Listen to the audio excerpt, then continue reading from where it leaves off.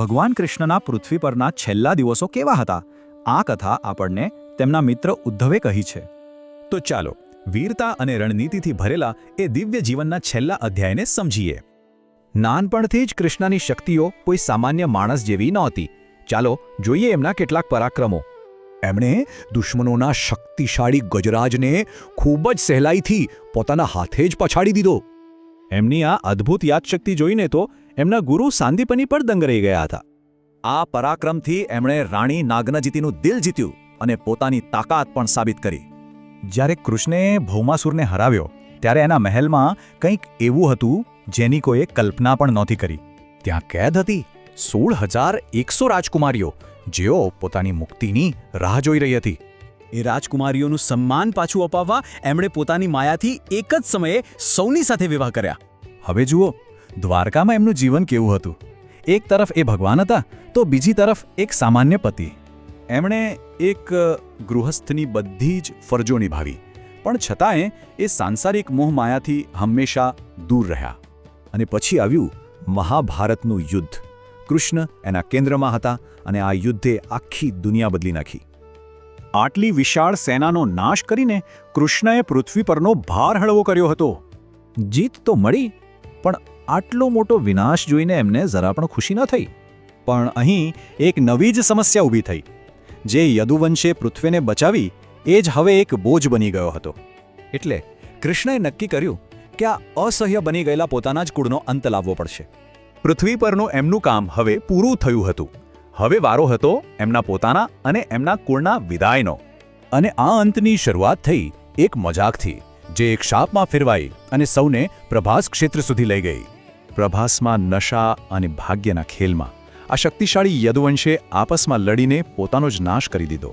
આમ કૃષ્ણની યોજના પૂરી થઈ. આ કોઈ હાર નહોતી પણ એમના દિવ્ય કાર્યનું એક પૂર્વ નિર્ધારિત સમાપન હતું.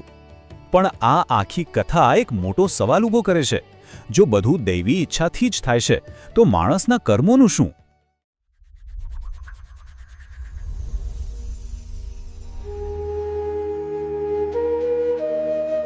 આપનું સ્વાગત છે.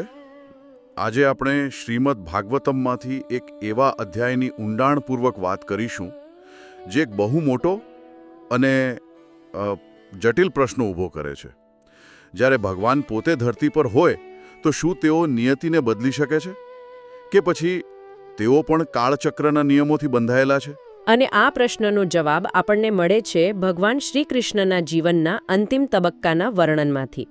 આપણી પાસે જે સ્ત્રોત છે તે 3જા સ્કંદનો 3જો અધ્યાય છે અને તેનું વર્ણન ઉદ્ધવજી કરી રહ્યા છે. હા, અને આ વાતને બહુ ખાસ બનાવે છે કારણ કે ઉદ્ધવજી માત્ર એક સાક્ષી નહોતા. તેઓ કૃષ્ણના અત્યંત નજીકના મિત્ર, સલાહકાર અને ભક્ત હતા. એટલે એમની વાણીમાં આપણને માત્ર ઘટનાઓનું વર્ણન નહીં મળે પણ એની પાછળનું ભાવનાત્મક ઊંડાણ અને કૃષ્ણની મનોદશાનો પણ પરિચય મળશે જે કદાચ બીજા કોઈ વર્ણનમાં ના મળે. બરાબર. ઉદ્ધવજી વિદુરજીને કૃષ્ણના ધરતી પરના જીવનની આખી યાત્રા સંભળાવે છે. એમના અદ્ભુત વિજયોથી શરૂ કરીને એમના પોતાના કુળના વિનાશની પૂર્વ ભૂમિકા સુધી. આ એક એવી ગાથા છે જે દિવ્યતા અને માનવીયતાની વચ્ચેની પાતળી રેખા પર ચાલે છે. તો ચાલો આની શરૂઆત કરીએ. ઉદ્ધવજી શરૂઆત કરે છે કૃષ્ણના પરાક્રમોની એક યાદીથી. અને આ કોઈ સામાન્ય યાદી નથી. શરૂઆતમાં ઉદ્ધવજી કૃષ્ણના એવા પરાક્રમોની વાત કરે છે જેમની દેવી શક્તિના પરિચાયક છે. જેમ કે બલરામ સાથે મથુરામાં પ્રવેશ કરીને પેલા પર્વત જેવા વિશાળ કુવલયાપીડ હાથીનો વધ કરવો. હા, એ તો કંસના અત્યાચારના અંતની જાહેરાત હતી. બિલકુલ. અને તરત જ એક એવી ઘટના જે એમની શારીરિક નહીં પણ બૌદ્ધિક અને દૈવી શક્તિ દર્શાવે છે. એમણે ગુરુ સાંદીપની મુનિ પાસેથી માત્ર એક જ વાર સાંભળીને સંપૂર્ણ વેદોનું જ્ઞાન એટલે કે બ્રહ્મવિદ્યા ગ્રહણ કરી લીધી. આ કોઈ સામાન્ય મનુષ્યની ક્ષમતાની બહારની વાત છે. અને ગુરુ દક્ષિણા તો એનાથી પણ ચડિયાતી. ગુરુના મૃતપુત્રને પંચજન નામના દૈત્યના પેટમાંથી પાછો લાવી આપ્યો. પણ અહીં મને એક વાત રસપ્રદ લાગે છે. આ બધા દૈવી કાર્યો પછી તરત જ ઉદ્ધવજી એવા પ્રસંગો પર આવે છે જેમની માનવીય બાજુ દર્શાવે છે.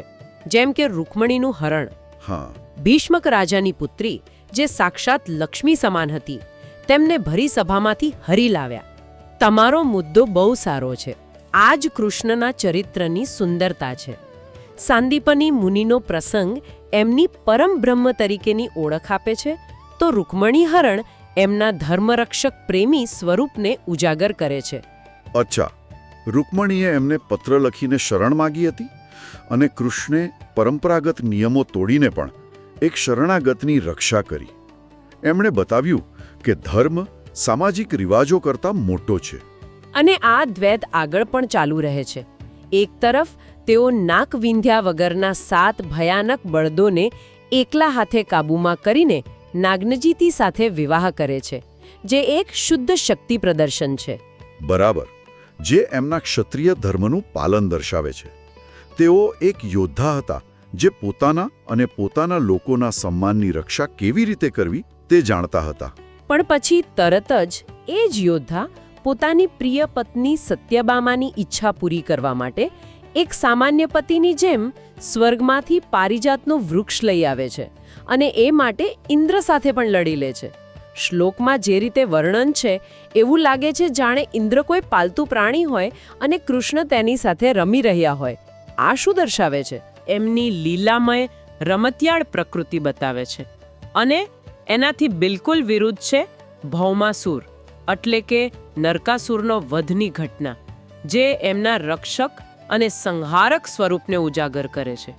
હા, એ દૈત્ય એટલો શક્તિશાળી હતો કે એણે પોતાના શરીરથી આકાશને ઢાંકી દીધું હતું. ભગવાને સુદર્શન ચક્રથી તેનો વધ કરીને પૃથ્વીને તેના અત્યાચારમાંથી મુક્ત કરાવી. આ બતાવે છે કે તેઓ એક જ સમયે ભગવાન અને એક પ્રેમાળ પતિ બંને હતા. અને નરકાસુરના વધ પછી જે થયું તે તો કદાચ એનાથી પણ મોટી ઘટના છે. ઉદ્ધવજી કહે છે કે તેના મહેલમાં હજારો રાજકુમારીઓ કેદ હતી. જ્યારે એમણે કૃષ્ણને જોયા, જે દુખીઓના બંધુ છે, ત્યારે એમની આંખોમાં આનંદ, લજ્જા અને પ્રેમનો એકસાથે ઉભરો આવ્યો. આ દ્રશ્યની કલ્પના કરો. એ સ્ત્રીઓ જેમનું સર્વસ્વ લૂંટાઈ ગયું હતું, જેમને સમાજ ક્યારે સન્માનની નજરે ન જોત, એમના માટે કૃષ્ણ માત્ર એક જીતેતા રાજા નહોતા, પણ એક મુક્તિદાતા હતા, આશાનું એકમાત્ર કિરણ. અને પછી કૃષ્ણે જે કર્યું તે અકલ્પનીય છે. એમણે પોતાની માયાથી એક જ મુહૂર્તમાં અલગ અલગ મહેલોમાં તે બધી જ 16,000 કન્યાઓ સાથે વિધિવત વિવાહ કર્યા. આ પાછળનો હેતુ શું હોઈ શકે? આ ઘટના એક બહુ મોટો સામાજિક સિદ્ધાંત સ્થાપિત કરે છે. ભગવાન અહીં એ શીખવી રહ્યા છે કે સાચો ધર્મ એ છે જે સમાજ દ્વારા ત્યજી દેવાયેલા અને અસુરક્ષિત લોકોનું રક્ષણ કરે. એટલે આ માત્ર લગ્ન નહોતું. ના, આ સામાજિક ન્યાય અને દિવ્ય કરુણાનું સૌથી મોટું ઉદાહરણ હતું. એમણે એ સ્ત્રીઓને માત્ર આશરો જ નહીં, પણ રાણીનું સન્માન અને પોતાની પત્ની તરીકેનો દરજ્જો આપ્યો. અને એક જ સમયે હજારો સ્વરૂપ ધારણ કરવા એ એમની સર્વવ્યાપકતાનો પુરાવો હતો. અને એટલું જ નહીં, એમણે દરેક પત્નીથી પોતાના જેવા જ ગુણવાન 10-10 પુત્રો ઉત્પન્ન કર્યા. આમ એમણે એક આદર્શ ગૃહસ્થ અને રાજા તરીકેની બધી જ ફરજો નિભાવી. અને જ્યારે કાલેવન, જરાસંધ અને શાલ્વ જેવા રાજાઓએ દ્વારકાને ઘેરી, ત્યારે એમણે દુશ્મનોનો નાશ કર્યો. શંબરાસુર, દ્વિવિધ વાનર, બાણાસુર જેવા અનેક દૈત્યોનો પણ સંહાર કર્યો. બરાબર. આ બધી ઘટનાઓ કૃષ્ણને એક અજેય, ધર્મસ્થાપક અને આદર્શ રાજા તરીકે સ્થાપિત કરે છે. એમનું જીવન સતત પૃથ્વી પરથી અધર્મનો ભાર ઓછો કરવા માટે સમર્પિત હતું. આ બધા પરાક્રમોએ કૃષ્ણને એક અજેય યોદ્ધા તરીકે સ્થાપિત કર્યા. પણ હવે એમના જીવનની સૌથી મોટી કસોટી આવવાની હતી, જ્યાં એમને શસ્ત્રોથી નહીં પણ ધર્મના જટિલ પ્રશ્નોથી લડવાનું હતું. અને એ હતું કુરુક્ષેત્રનું મેદાન. બિલકુલ. ઉદ્ધવજી કહે છે કે કુરુક્ષેત્રમાં જ્યારે પાંડવો અને કૌરવોના પક્ષમાં રાજાઓ એકઠા થયા, ત્યારે એમની સેનાઓના ભારથી પૃથ્વી કંપી ઉઠી હતી. આ માત્ર કાવ્યાત્મક વર્ણન નથી, ખરું ને? ના, જરાય નહીં. તે એ સમયના રાજકીય અને સૈન્ય અસંતુલનનો સંકેત છે. પૃથ્વી પર શક્તિનો એટલો મોટો અને વિનાશક જમાવડો થઈ ગયો હતો કે પૃથ્વી ખરેખર ભાર અનુભવી રહી હતી. અને યુદ્ધ પછીનો એક શ્લોક છે જે ખરેખર હચમચાવી દે છે. જ્યારે ભગવાને કર્ણ, દુશ્શાસન અને શકુનીની કુમંત્રણાના કારણે હણાયેલા અને જાંગ તૂટેલી હાલતમાં પડેલા દુર્યોધનને જોયો, ત્યારે શ્લોકમાં એક જ શબ્દ છે, ન નંદ. એટલે કે તેમને આનંદ ન થયો. ચાલો અહીં એક ક્ષણ માટે અટકીએ. આ એક નાનો શબ્દ છે નંદ, પણ એમાં કેટલી ઊંડી કરુણા અને અનાસક્તિ છુપાયેલી છે. હા, જે ધર્મ યુદ્ધ માટે એમણે આટલી મહેનત કરી તે જીત્યા પછી પણ એમને આનંદ નથી. કેમ? કારણ કે તેઓ જાણતા હતા કે આ વિજય કેટલા મોટા વિનાશની કિંમતે મળ્યો છે. દુર્યોધનની દુર્દશા જોઈને એમને તેની દુર્બુદ્ધિ પર દયા આવી, વિજયનો અહંકાર નહીં. અને અહીંથી કથાનો સૂર ગંભીર અને અંતર્મુખી બને છે. અને પછી ઉદ્ધવજી એ વાતનો ખુલાસો કરે છે જે ભગવાને એ સમયે પોતાના મનમાં વિચારી હતી. ભગવાને વિચાર્યું કે દ્રોણ, ભીષ્મ, અર્જુન અને ભીમ જેવા યોદ્ધાઓની મદદથી 18 અક્ષૌહિણી સેનાનો નાશ કરીને પૃથ્વીનો ભાર ઓછો તો થયો છે, પણ હજુ પણ યાદવોનું અસહ્ય બળ પૃથ્વી પર બાકી છે. બરાબર. આ ભગવાનની દુરંદેશી છે. તેઓ જાણે છે કે મહાભારત યુદ્ધ માત્ર સમસ્યાનો એક ભાગ હતો. એમના પોતાના કુળ યાદવો એટલા શક્તિશાળી, સંપન્ન અને અજય હતા કે એમને બહારનો કોઈ હરાવી શકે તેમ નહોતું. અચ્છા, અને સમય જતાં આ અજેય શક્તિ જ એમના અભિમાનનું કારણ બની અને તેઓ પોતે પૃથ્વી માટે એક ભાર બની રહ્યા હતા. આ સાંભળીને તો ભ્રુવાંજો ઊભા થઈ જાય છે. મતલબ ભગવાન પોતે જ પોતાના વંશના વિનાશની યોજના બનાવી રહ્યા છે. આ સમજવું ખૂબ જ અઘરું છે. કોઈ આવું શા માટે કરે? હા, કારણ કે ભગવાન કોઈ વ્યક્તિ, કુળ કે સંબંધોથી બંધાયેલા નથી. તેઓ ધર્મથી બંધાયેલા છે. તેઓ જોઈ રહ્યા હતા કે જે અભિમાન અને શક્તિના મદમાં કૌરવોનો નાશ થયો એ જ બીજ હવે યાદવોમાં પણ ઉગી રહ્યા છે. અને જો એમને રોકવામાં ન આવે તો તેઓ પણ અધર્મના માર્ગે જશે. એટલે જ તેઓ નિષ્કર્ષ કાઢે છે કે જ્યારે આ યાદવો મદિરાપાન કરીને મદાંધ થશે ત્યારે એમની વચ્ચે પરસ્પર કલહ થશે અને તેઓ એકબીજાનો જ નાશ કરશે. એમના વિનાશ માટે આના સિવાય બીજો કોઈ ઉપાય નથી. અને તેઓ ઉમેરે છે કે જ્યારે આ થશે ત્યારે હું પણ આ ધરતી પરથી અંતર્ધાન થઈ જઈશ. અહીં આખી વાર્તા પલટાઈ જાય છે. અત્યાર સુધી આપણે કૃષ્ણને ઘટનાઓ પર નિયંત્રણ કરતા જોયા, પણ અહીં પહેલીવાર એવું લાગે છે કે તેઓ પોતે એક મોટી અનિવાર્ય યોજનાનો ભાગ છે. તમે બિલકુલ સાચું પકડ્યું. આ કથાનો સૌથી મોટો વળાંક છે. તે દર્શાવે છે કે ભગવાનનો પોતાનો વંશ પણ કાળ અને કર્મના નિયમમાંથી મુક્ત નથી. આ અભિમાન અને આંતરિક કલહના કેવા ભયંકર પરિણામ આવી શકે છે તેના પર આ એક મોટો પાઠ છે. ચોક્કસ. આ વિચાર સાથે યુદ્ધ પછી ભગવાન યુધિષ્ઠિરને રાજ્ય સોંપે છે, તેમને ધર્મનો માર્ગ બતાવે છે અને દ્વારકા પાછા ફરે છે. ત્યાં પણ તેઓ પોતાની લીલા ચાલુ રાખે છે. તેઓ ઉત્તરાના ગર્ભમાં રહેલા પરીક્ષિતની અશ્વત્થામાના બ્રહ્માસ્ત્રથી રક્ષા કરે છે અને કુરુવંશને બચાવે છે. આ પણ એમની નિષ્પક્ષતા અને કરુણાનું જ પ્રતીક છે. એક તરફ તેઓ પોતાના વંશના વિનાશની અનિવાર્યતા સ્વીકારે છે તો બીજી તરફ પાંડવોના વંશને જીવતદાન આપે છે. બરાબર. આ બતાવે છે કે એમના કાર્યો વ્યક્તિગત રાગ દ્વેષથી પર હતા. તે માત્ર ધર્મ અને ભવિષ્યની જરૂરિયાત પર આધારિત હતા. એમણે યુધિષ્ઠિર પાસે 3 અશ્વમેધ યજ્ઞ પણ કરાવ્યા. અને પછી દ્વારકામાં પોતે શું કરે છે? શ્લોક કહે છે કે જે બ્રહ્માંડના આત્મા છે તે દ્વારકામાં સાંખ્ય યોગનો આશરો લઈને કોઈ પણ પ્રકારની આસક્તિ વગર એક સામાન્ય ગૃહસ્થની જેમ રહે છે. આ કર્મયોગનું શ્રેષ્ઠ ઉદાહરણ છે. તેઓ બધું જ કરે છે પણ કશામાં બંધાતા નથી. પોતાની પત્નીઓ સાથે સ્નેહભર્યા સ્મિત અને અમૃત જેવી વાણીથી આનંદપૂર્વક રહે છે, પણ ધીમે ધીમે એમનામાં વૈરાગ્ય ઉત્પન્ન થાય છે. એટલે એ જગતનું સંચાલન કરવા છતાં તેનાથી સંપૂર્ણપણે અલિપ્ત હતા. બિલકુલ. અને પછી જેની ભૂમિકા ભગવાને પોતે જ બાંધી હતી એ ઘટના બને છે. દ્વારકામાં ક્રીડા કરતા યદુવંશી કુમારો કેટલાક ઋષિઓને નારાજ કરે છે અને તેઓ શ્રાપ આપે છે. પણ સૌથી મહત્વની વાત એ છે કે આ શ્રાપ ભગવાનની ઈચ્છા મુજબ જ હતો. હા, શ્લોકમાં સ્પષ્ટ લખ્યું છે ભગવન મત કોવેદાહા, એટલે કે તે ઋષિઓ ભગવાનના મતને, એમની ઈચ્છાને જાણનારા હતા. અચ્છા. આ સ્પષ્ટ કરે છે કે ઋષિઓનો શ્રાપ કોઈ આકસ્મિક ઘટના ન હતી, પરંતુ તે દૈવી યોજનાને પૂર્ણ કરવાનું એક નિમિત્ત, એક સાધન માત્ર હતું. કૃષ્ણ ઈચ્છત તો રોકી શકત. એક ક્ષણમાં રોકી શકત, પણ એમણે થવા દીધું કારણ કે તે એમના સંકલ્પનો જ એક ભાગ હતો. અને થોડા મહિનાઓ પછી દેવ વિમોહિતઃ એટલે કે ભગવાનની માયાથી મોહિત થયેલા યાદવો પ્રસન્નતાપૂર્વક રથમાં બેસીને પ્રભાસ ક્ષેત્ર ગયા. જાણે કોઈ ઉત્સવમાં જતા હોય. હા, હસતા રમતા પોતાના અંત તરફ જઈ રહ્યા હતા.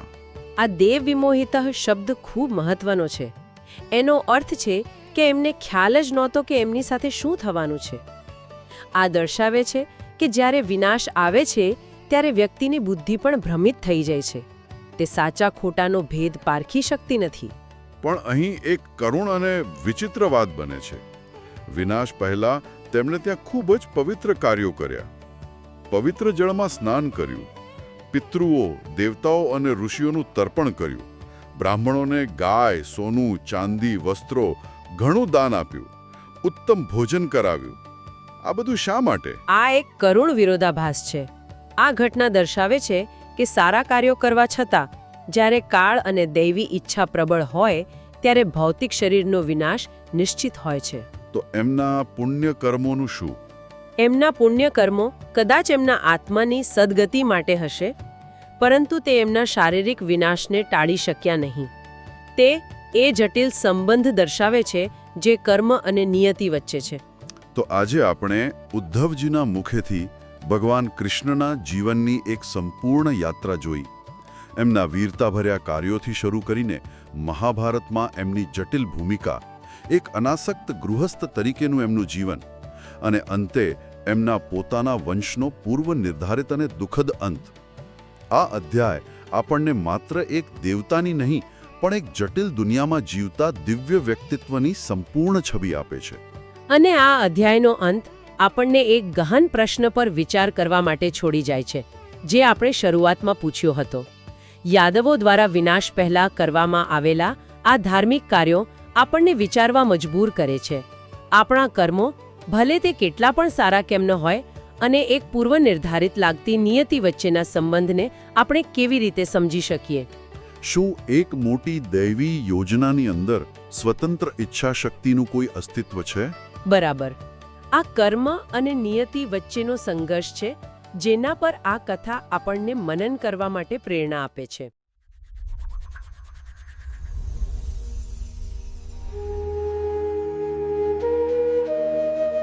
આજે આપણે શ્રીમદ ભાગવતમમાં વર્ણવેલ ભગવાન કૃષ્ણના ધરતી પરના સમયના અંતિમ અને સૌથી નાટકી અધ્યાય વિશે વાત કરીશું. આ એક એવી ગાથા છે જેમાં સર્જન, સંહાર અને એક મોટી દૈવી યોજનાની વાત છે. પણ એ ક્યારેય વિચાર્યું છે કે એક સંપૂર્ણ દુનિયાનો અંત કેવી રીતે થઈ શકે? જ્યારે કોઈ નાયક અજેય લાગે અને એનું નગર સોનાનું હોય, ત્યારે એના પતનનું કારણ શું હોઈ શકે? ચાલો આ રહસ્યને સમજવાની કોશિશ કરીએ. આ આખી વાતને સમજવા માટે સૌથી પહેલાં તો ભગવાન કૃષ્ણની અપાર શક્તિ અને એમની સિદ્ધિઓને યાદ કરવી પડશે, જેણે એમને એક મહાન અજેય વ્યક્તિત્વ તરીકે સ્થાપિત કર્યા હતા. જુઓ, એમણે મુરા, બાણાસુર અને દંતવક્ત્ર જેવા કેટલાય શક્તિશાળી દુશ્મનોને હરાવ્યા હતા. અને આ જીત ખાલી શક્તિ બતાવવા માટે નહોતી, પણ એ તો ધર્મની સ્થાપના માટે હતી. એટલે કે દુનિયામાં ન્યાય અને સંતુલન પાછું લાવવા માટે જરૂરી હતી. અને વાત ખાલી શક્તિની જ નથી, એમના જ્ઞાનની કથા તો એનાથી પણ અસાધારણ છે. કલ્પના તો કરો, એમના ગુરુ સાંદીપની પાસેથી ફક્ત એક જ વારમાં આખું પવિત્ર જ્ઞાન મેળવી લીધું હતું. આ જ તો એમની દૈવી બુદ્ધિનો પુરાવો છે. હવે આ આંકડો જુઓ, 16,108.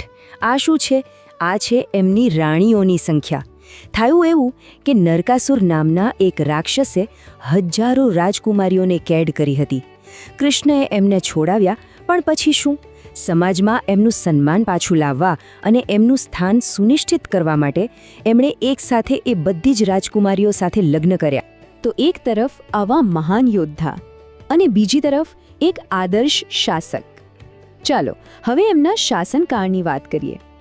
દ્વારિકા નગરીમાં એમના રાજમાં શાંતિ અને સમૃદ્ધિનો એક એવો યુગ હતો જેની કલ્પના કરવી પણ મુશ્કેલ છે. ગ્રંથોમાં એમના વિશે સીધું જ લખાયું છે, અને આ વર્ણન બતાવે છે કે રાજા તરીકે કૃષ્ણ કેટલા પ્રભાવશાળી હતા. આનો અર્થ એ થયો કે એ ખાલી તાકાતથી રાજ નહોતા કરતા. એમનું વ્યક્તિત્વ, એમની દયા એ જ એમના શાસનનો અસલી પાયો હતો.